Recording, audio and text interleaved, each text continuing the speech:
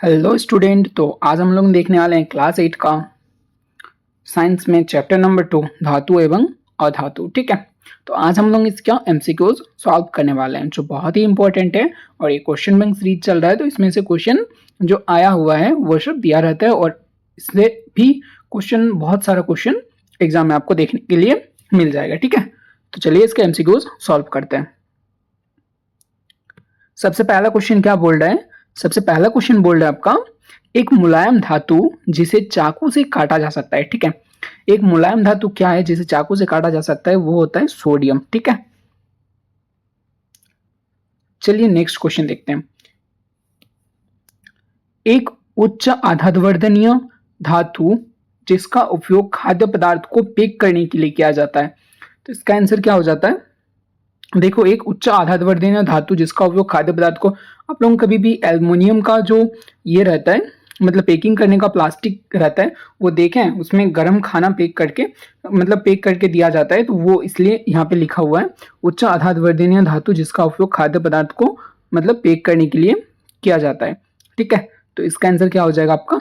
Aluminium. ठीक है, next question क्या बोल रहे हैं? एक अधातु जिसमें चमक होती है, वो क्या है? एक अधातु है लेकिन उसमें चमक होती है, तो उसका आंसर क्या हो जाएगा? इसका आंसर हो जाएगा आयोडीन। ठीक है, नेक्स्ट क्या बोल रहे हैं?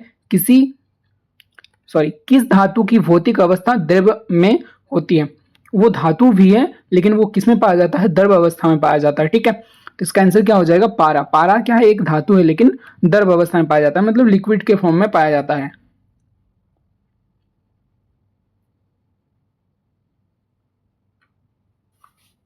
चलिए देखते हैं नेक्स्ट क्वेश्चन। क्वेश्चन नंबर 5 क्या बोले? निम्नलिखित में से किस को पीटकर पतली चादरें बनाई जा सकती हैं? देखो, तो ये पतली चादरें बनाई जा सकती है, ये धातु का उदाहरण था। ठीक है, मतलब वैसी चीजें होती हैं जिसमें पीटकर चादरें बनाई जा सकती है, तो वो धातु है। तो इसमें से देखो, जिंक है, सल्फर है, फास्फोरस है, ऑक्सीजन है। ऑक्सीजन तो होगा ही नहीं। ठीक है, तो इसमें से इसका आंसर क्या हो जाएगा? जिसको हम लोग पीटकर पतली चादरें बनाई जा सकती है, तो वो हो जाएगा आपका जिंक। ठीक है, क्वेश्चन नंबर 6, निम्नलिखित में से किसको पिघलाकर नया रूप दिया जा सकता है? देखो, किसको पिघलाकर नया रूप दिया जा सकता है? क्वेश्चन नंबर 6 क्या बोल रहे हैं? हम लोग लोहे को पिघलाकर एक नया रूप दे सकते हैं। ठीक है, निम्नलिखित में किसको पतले तार में परिवर्तित किया जा सकता है? देखो, यहाँ पे सल्फर है, फास्फोरस है, कार्बन है, बट ये सब नहीं है। हम लोग किसे तार में परिवर्तित कर सकते हैं, तो वो हो जाएगा आपका आंसर सोना। ठीक है, क्या हो जाएगा? सोना। क्वेश्चन नंबर 8, एक्सरे में किस धातु का उपयोग किया जाता है? एक्सरे में किस धातु का उपयोग किया जाता है? तो इसका आंसर हो जाएगा आपका लेड का। ठीक है, किस अधातु का उपयोग जल के शुद्धिकरण में होता है? ठीक है, किस अधातु का उपयोग जल के शुद्धिकरण में होता है? ठीक है, इसका आंसर हो जाएगा आपका क्वेश्चन नंबर 9 का क्लोरीन। ठीक है, पुल निर्माण में किस धातु का उपयोग किया जाता है? अगर कोई भी आप लोग पुल बना रहे हैं तो उसमें कौन सा धातु का उपयोग होता है? उसमें होता है लोहा का उपयोग। ठीक है, थर्मोमीटर में किस धातु का उपयोग किया जाता है? ये तो सबको पता है। थर्मोमीटर में किस धातु का उपयोग किया जाता है? पारा का उपयोग किया जाता है। ठीक है, आगे देखते हैं क्वेश्चन नंबर 12 क्या बोल रहे हैं हम लोगों को? झारखंड के जादूगोरा में किस धातु की प्रचुरता विद्यमान है? तो इसको पता है, जादूगोड़ा में हम लोगों का क्या मिलता है? यूरेनियम। यूरेनियम मिलता है। ठीक है, नेक्स्ट क्वेश्चन, झारखंड के किस जिले में सबसे अधिक अभ्रक मिलता है? अभ्रक कहाँ पे मिलता है? झारखंड में सबसे ज्यादा अभ्रक मिलता है हम लोगों का कोडरमा में। कहाँ पे मिलता है? कोडरमा में। ठीक है, झारखंड के किस जिले में एल्युमिनियम अयस्क की प्रचुरता विद्यमान है? ठीक है, तो ये हो जाएगा आपका लोहरदगा। क्या हो जाएगा? लोहरदगा।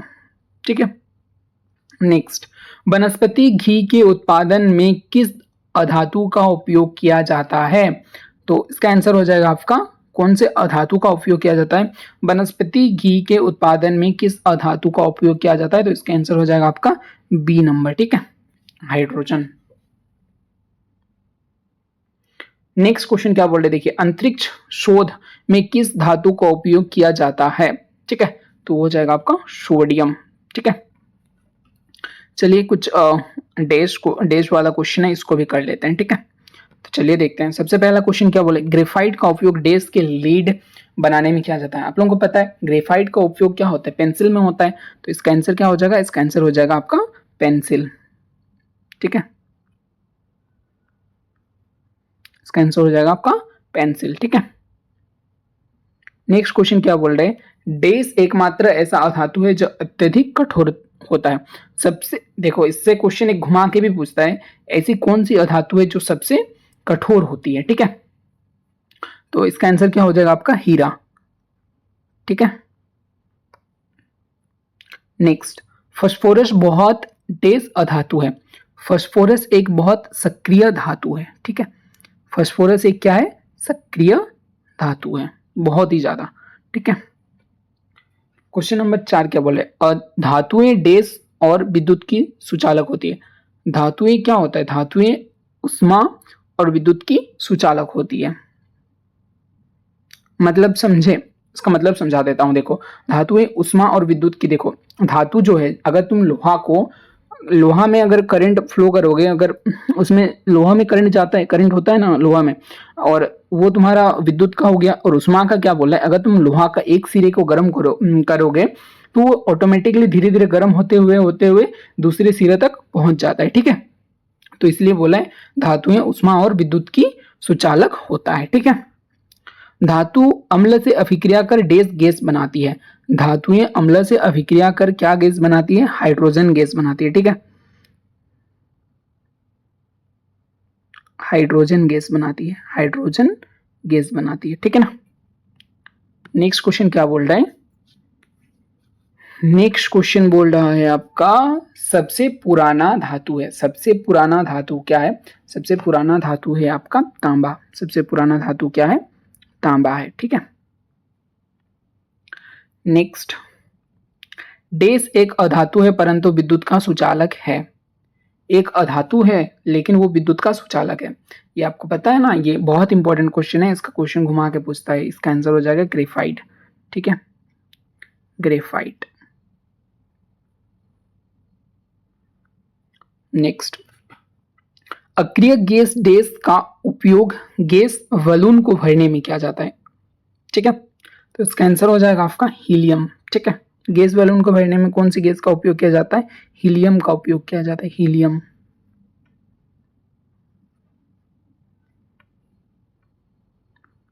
नेक्स्ट, डैश का उपयोग रोगानुरोधक के रूप में होता है। किसका, रोगानुरोधक का उपयोग किसमें होता है, इसमें हो जाएगा आपका आयोडीन, आयोडीन, ठीक है। नेक्स्ट क्वेश्चन देखते हैं,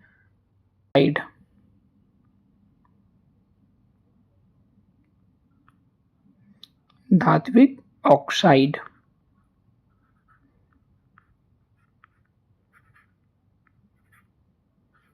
ठीक है, और भी बहुत सारे क्वेश्चन हैं, ठीक है।